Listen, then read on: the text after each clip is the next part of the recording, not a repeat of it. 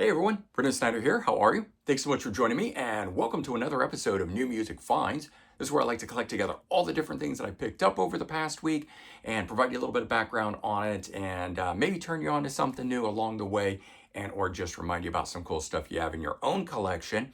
I got a lot of different things to cover here this week. I've got some vinyl, got a box set, got a lot of different CDs, 15 things total that I'm going to run through with you, and we'll get into it here in just a bit. But before we start, if you're new to my channel and you haven't already hit the subscribe button, please do. Also leave a comment, hit like, all those things do help support my channel. I greatly appreciate it. And of course, as an added bonus, by turning on notifications, you'll never miss an episode and stay up to date on really cool things like this with another episode of New Music Finds. So I'd like to kick off with new releases, and that's what we're going to do here. We're going to start with the whole reason I'm wearing a Pink Floyd shirt here. Pink Floyd at Pompei, and this is a new 2025 remix of the audio from the original movie, documentary, concert film, whatever you want to call it. And it's a 2 CD edition, so you do get the original performance, that we know from the documentary. But there are some alternate editions on here as well, fleshing this out, making this, even a little bit more interesting. So it has been released as I'm showing on CD, but you can get it on LP, Dolby Atmos, and digital. So a lot of different versions, whatever floats your boat, you're going to get it. I hear that the Dolby Atmos version has been selling really well.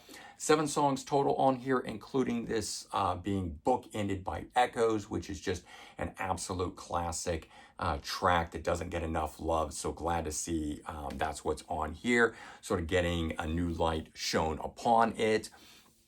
Sound on it is absolutely fantastic. Definitely exceeds the original version. If you ever remember watching that growing up, the way I do, this here has got to be the definitive sounding version of it. Those 2 bonus tracks, there's one called Careful With That Axe Eugene. It's an alternate take, and then A Saucer Full of Secrets, an unedited edition of which is about 2 minutes or so longer than the one that is on the album properly. All in all, there you go. Legacy Recordings finally putting this out. So not an audio version of this one before, just that DVD, or I don't even know if it was on DVD. I know it was on VHS originally, but now finally getting a standalone release. And I really love that Pink Floyd has been doing that, going back into their archives and pulling things like this out, separating it from the video footage, restoring it, and getting it to us fans this way. They've been doing it with other live recordings, like the complete performance of Dark Side of the Moon being released separately, and some other ones that are like that as well. Okay, next thing I picked up was 60s Rockers Blue Cheer Junk. Previously talked plenty about this for Record Store Day, because I did get an LP edition of this and I did a full review for you guys, but I fell in love with it. It's got 3 cover songs that were recorded in the studio, or studio versions, in 1988. Then they did 3 more cover songs in 1990. This was all about, they were going to create cover songs from, their contemporaries, people that they came up with in the 60s. And then they were going to do some new cover songs of artists that were inspired by the band. That album never came to pass. This is those tracks finally seeing the light of day, what they did record, which is the ones of their contemporaries. So we get songs on here like Easy Rider, Foxy Lady, the Hendrix song, Peace in My Heart, that of course Joplin made popular, Sympathy for the Devil, Roadhouse Blues, stuff like that. But they're so good. I had to pick up a CD edition of this as well. So very good stuff. It's out on Flatiron Recordings. If you like Blue Cheer, this is definitely worth picking up. Okay, this is one that I had been waiting for from the label, in fact, and I don't know, they're taking a really long time to get it to me. So I broke down and I just had to go out and buy it myself. No big deal, because this turned out to be way better than I had imagined it was going to be. Hawkwind, There Is No Space for Us. This one here being their 37th studio album. And I hadn't been too into the last two that got released. The previous one was pretty good. The one before that, not so much in my opinion. Whereas this one here, I just threw on, a digital copy to listen to or to stream, and I could not believe how good it was. It just sucked me right in. 3, 4 tracks into this thing, and I was just blown away. And so I got tired of waiting. I wanted my copy of it. So I went ahead and just shelled out for it, which is fine. I'm loving this thing. If you have been a Hawkwind fan in the past and, on the fence about buying this, check it out. I'm telling you, it's really good. Founding member, mastermind Dave Brock really bringing it on this recording here. And it's put out by Cherry Red Records, who's been doing a number of their releases for some time now. It's great to have that label behind them and still believing in them after all this time, but loving this album. All right. Next one here, interesting one, Swedish rock band Alien, When Yesterday Comes Around, 8 studio album featuring 13 tracks. Their debut album was from 1988. I don't know a lot about this band. I actually looked into trying to buy some other stuff, and at least like through Amazon regular, distribution, couldn't find it, but they've got some classic stuff. And I just saw this, I immediately recognized the logo of this, and I said, I've been seeing this band around, whether on, vinyl or CD copies or what, but I've never really checked them out. So I decided to give this a go, and I have to say I am not disappointed with it. It's in the sort of melodic rock, hard rock vein, somewhere right in there. Good stuff. Got melodic hook, powerful vocals and powerful guitar riffs on this. It just, it's kind of one of those things. It's like you mix it all up, and it's just all in all a good album. It's put out by Pride and Joy Records, a label that's been getting behind a lot of these cool AOR melodic rock bands and stuff out of the 80s. Glad to see them releasing new stuff from these artists. So that one's been a fun one, been enjoying it, going to definitely continue to dive into that. And, maybe I can find some other stuff, some older stuff that the band has done as well. All right, next one, U.S. heavy metal band Saber, Lost in Flames. This is just some cool, traditional heavy metal sounding music. Doesn't sound like it comes from a contemporary band. Their debut came out in 2020. I don't know why it took them 5 years to put this one out, but we've got it. It's blistering. It basically, if you can imagine, a mashup between Iron Maiden and Judas Priest. You have the sort of galloping sounds of Iron Maiden and the Bruce Dickinson-esque style vocals. But then you've got the power of Judas Priest behind it, the more traditional metal soundings of Judas Priest behind it. But then you've also got the power of Rob Halford in there as well. So it's a really mashup of those two. It's kind of a little hard to explain, but I kept getting glimpses of Iron Maiden and Judas Priest in this. Really, really good. Again, if you're looking for new heavy metal that sounds like classic 80s stuff, Saber. This is out on Roar Records, which is Rock of Angels Records. Maybe it's a label out of LA, not entirely sure. But this is some good stuff. Took a long time to get it. I talked about this several weeks, maybe even a couple months back, I don't know. But it was just one of those ones that very hard to get some of these albums. I don't know if they just sell out on initial pressings or because they're being imported and coming from UK, Germany, wherever. They're definitely not local. I know I just mentioned Rock of Angel Records being out of LA, but I don't think it is, because realizing how long this took to get, if it was a local US label, that would be crazy, the several months that I had to wait for this thing. Okay, this one came out a little while back too, and I finally decided to pick it up. John Anderson and the band Geeks Live Perpetual Change, 2 CD plus DVD edition for $20. Really good deal. You guys know I'm not a big live album fan, so if I pick up a live album, it generally happens when I get into an artist and I'm really feeling it and I want more. I was listening to John Anderson and the band Geeks, True, which is a classic sounding Yes style album, if ever there was one. In fact, that album sounds more like Yes than present day Yes does. This does not have any of that on it because it was actually recorded before the current studio album. So even though it is the follow-up to the studio album, there's nothing from that on it. So that was why I didn't buy it initially. But I wanted something more, and I wanted something more from that lineup. So I decided to go ahead and get this. And I'm glad that I did, because not only one, does it sound really good, but two, the sequencing and the song selection and stuff on here actually turned out to be very good. My initial look at it was, okay, they're doing a lot of the old stuff, and I don't know, I just didn't feel I really needed it.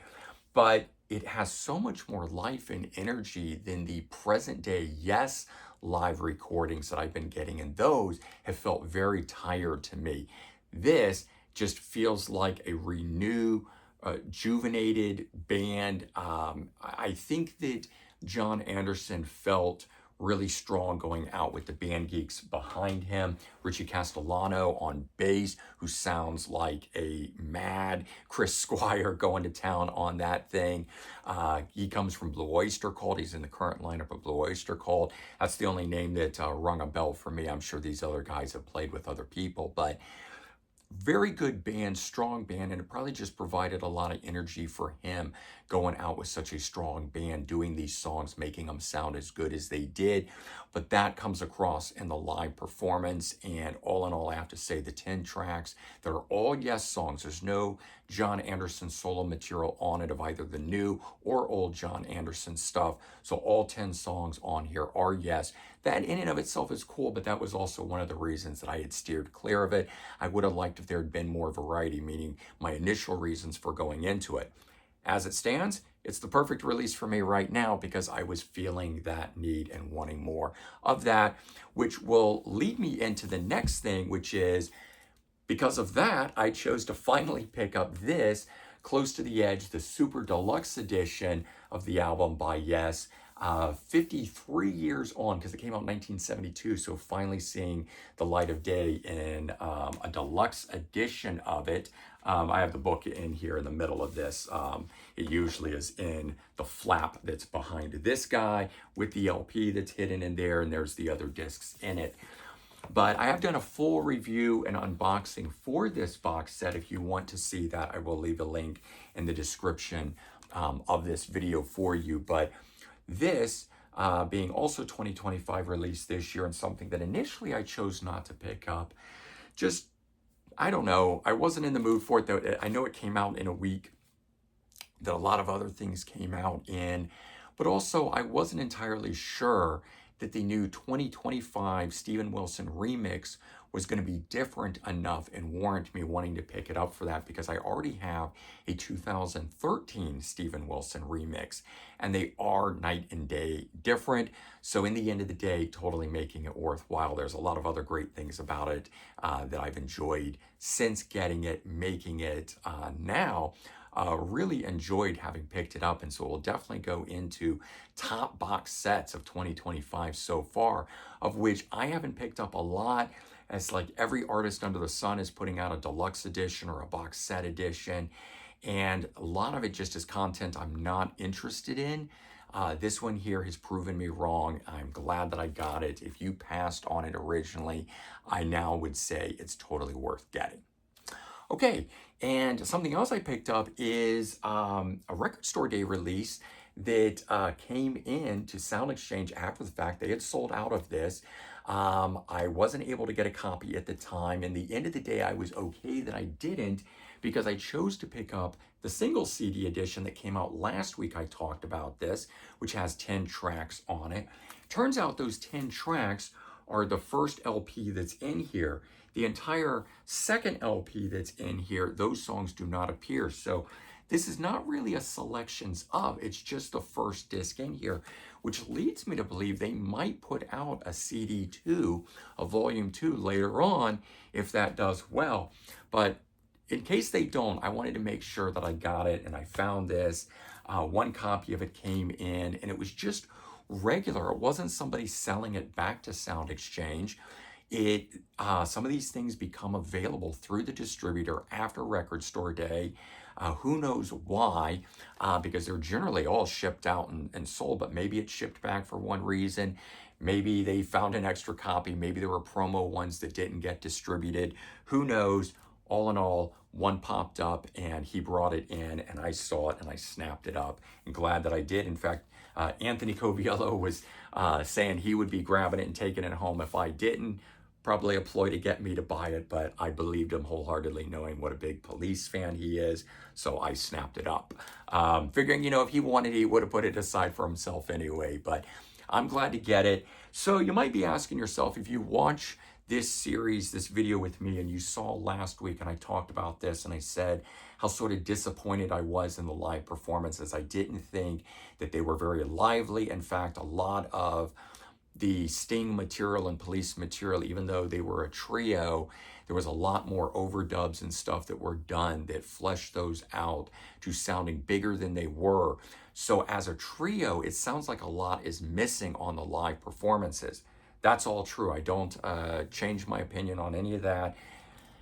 But one, I wanted all the other stuff because I am a completist. But two, what I found out is one new song, I Wrote Your Name Upon My Heart. It's been available digitally, but so far this is the only way to get it. I assume it'll turn up on a new studio album that I hope that this lineup is recording, but if it doesn't, right now this is the only way to get it, and it is on the disc too, which is also leading me to be confused as to why it wasn't included on here and or the studio edition of that song, making more of a reason to get that. But it's not, it's on here. And so once I noticed that, I decided I needed to pick this up and have it. I haven't cracked into it yet. I will be doing that and enjoying that second disc. For now, I do have the single CD edition. And it is good. You should definitely check it out. Don't just go off of what I'm saying, because as I always repeat time and time again, despite constantly picking up live albums, they're not my favorite thing. So when I talk negatively about a live album, it could just be how I feel about said live albums, and not really that it isn't worth having. A lot of people tend to like the live sound and the live performance better than studio. They feel it's more real. I love studio. I like pristine. I'm also one of those ones that doesn't want anything distracting in my music. And sometimes in the background of live recordings, there is a distracting element from the audience. So yeah, that at least is the rationale behind why I usually do not like live recordings. Okay, moving on, because I still got a bunch of stuff to go through with you guys.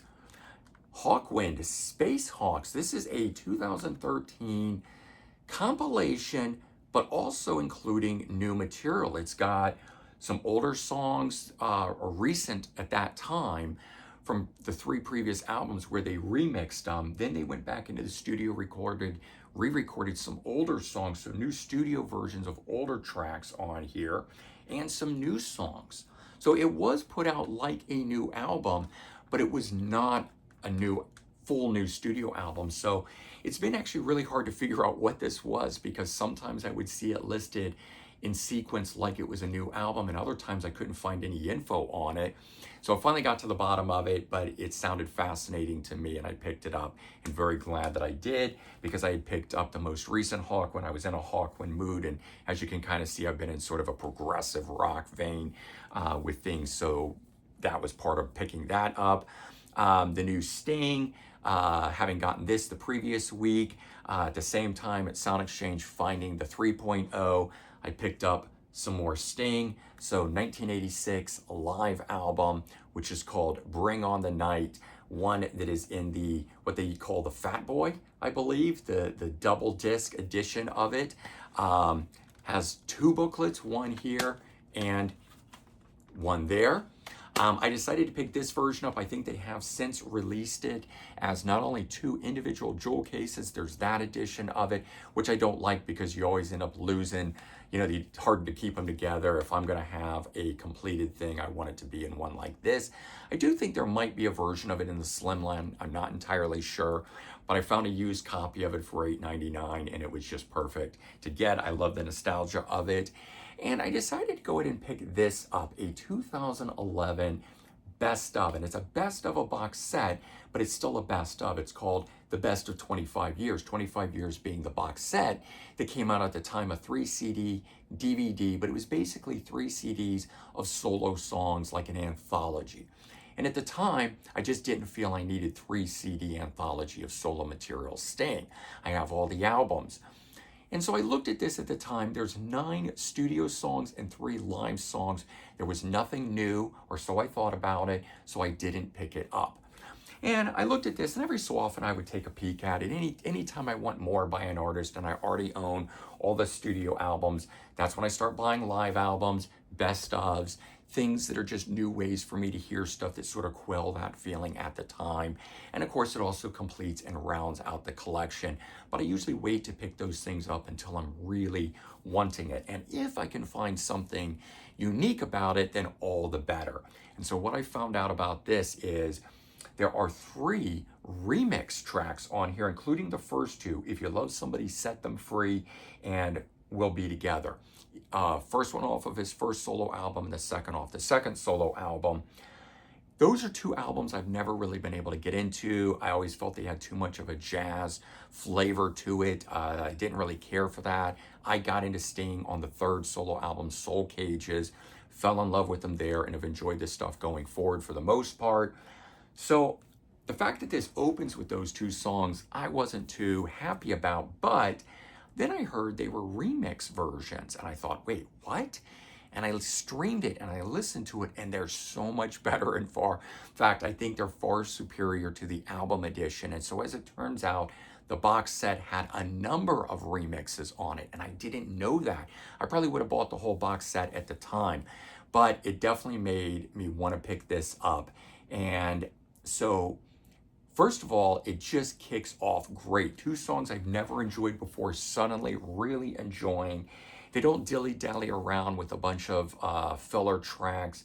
It just goes right from that into the song Fragile, and then Soul Cages, the 3rd album, they have the song All This Time, which I first fell in love to Sting by, and that's the 4th track. And then right after that, you're into other big songs like If I Ever Lose My Faith in You and Fields of Gold. And that was where the 1994 best of left off. The next 6 songs on here are ones that do not appear on that. So you do get a bunch of newer stuff that isn't on that 1994 best of, which was essentially a decade of his time.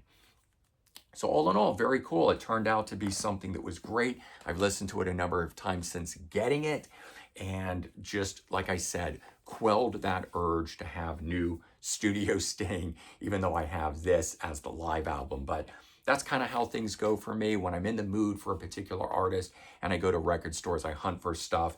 And, you know, I think there's nothing left for me to buy. And then I go in and find 3 things on the same day from Sting, making me a very happy boy in a music store. Okay, something I didn't think I would ever be buying, much less this go around. I found a used copy of a Bauhaus box set featuring their first 4 studio albums plus a singles collection unique to this box. All of these are in individual sleeves. It's one of these clamshell style things, and I have one like this from the band. This is a UK edition from the band Gene Loves Jezebel, and I really enjoy it. So when I saw this, I immediately thought, let me check into this. What is this, right? And I know that guys from this group go on to Love and Rockets and other stuff. And so, you know, I wanted to check this out. I've never liked the main single, the first single from '79, Bela Lugosi's Dead, that really deep sounding vocal style and that, you know, goth rock thing that they kicked off, and they did. But that as a single's not on one of the albums, at least I don't think it is. I think it's just on the singles collection here. So I then gave each of these albums a quick listen, a scan, you know, sort of run through, and I ended up really enjoying it. So I've never explored this band, and I haven't really listened to a whole bunch of this just yet, because obviously I'm into the prog thing right now, but I'm really looking forward to exploring this when I'm in the mood for that goth rock sounding style stuff, when I want to get back into, like a little while ago, I had bought a Love and Rockets box set, right? So now I've got this, as I said, I've got Gene Loves Jezebel and other artists of the same vein going back, Sisters of Mercy and all that sort of stuff. So one of the originators, Bauhaus, definitely looking forward to checking that out. All right, and wrapping things up here, as you guys saw, I got sent more CDs by Bad Reputation Records. So that's what I've got here to round things out with Tattoo Rodeo, featuring guys from, trying to think of the name of the band now, White Sister, coming forward, doing basically a glam metal album, albeit it's more of the blues hard rock sound, but this was still in that era. They were categorized as part of that. I've got my original Atlantic Records copy of this, but if you don't know who Tattoo Rodeo are, they're really fantastic. Billy the Kid, Sworn to Fun, 1985, originally released on MCA Records. Billy L. Kid, the guitar player, was who the band was built around. Pat Reagan guests on here. He's played with Billy Thorpe, Doro, Graham Bonnet. I think he might have even played with Ace Frehley. A lot of cool stuff on this album, just good rock and roll. And then the band Stokes. This is the album Trio, and this came with it 3 extra songs, so a little standalone release that was packaged onto here, so very cool. So I have to say, I really like the sound of this band, but they are a French band that sings in French, and I really want to know what they're saying. So I'm a little bummed about that aspect. I do also listen to the band Trust, who sings in French. Trying to think if I have any other French bands that sing in French, and I do listen to Loudness, who sings in Japanese, and a band called Cat, a Polish band that has some Polish lyric songs, and of course Doro, who sings in German. So I do have that, but I have to say, in all, I definitely prefer my artists to be singing in English. For me, obviously, I'm an American citizen, a U.S.-born citizen, so I speak English. That is my primary language, although I did study Spanish in high school and took 2 years of German. So I do know some stuff in other languages, but certainly do not speak either of those fluently, just enough to get by if I had to. But anyways, I've really been enjoying what it is that Eric Kubard, the owner of the label, has been sending me from Bad Reputation Records, letting me explore these things and share them with you guys. Ganafowl being one of the ones that he sent me in the last go-round, and I absolutely fell in love with that French band, a band that does sing in English, but so good. I never heard of them. I didn't understand what their name, which is basically slang for a fool, being that, or I think somebody corrected me. It's supposed to be Ganafowl, not Ganafool. I can't remember. It's one of those two. But it was one of those ones that I probably never would have explored due to the name, not knowing anything about who that was. It kind of sounded silly to me because I didn't understand the name, and yet taking a chance on it turned out to be really good straight ahead rock. So that's what I'm finding with a lot of this stuff from Bad Reputation Records, that they're a lot like Rock Candy and Wounded Bird. You can almost just take a chance on any of the stuff that they've got, and it's going to be really good. So, of course, until the next time that Eric chooses to send me a bunch of stuff, I think that's it with the things that he's going to be sending for right now. And I think it's it for the stuff that is being sent to me, because you guys also saw in the previous week a bunch of stuff that Loma Vista sent me, that record label, and Concord. So I've had a lot of cool labels sharing things with me, and I've really enjoyed being able to share it with you guys. Hope you found some cool things from those, as well as, of course, this video here and the stuff that I'm covering. I'm hoping that it gives you enough information to make a decision whether you want to pick something up or not. All right, everyone. Take care, have a good one, and I'll talk to you real soon. Bye-bye.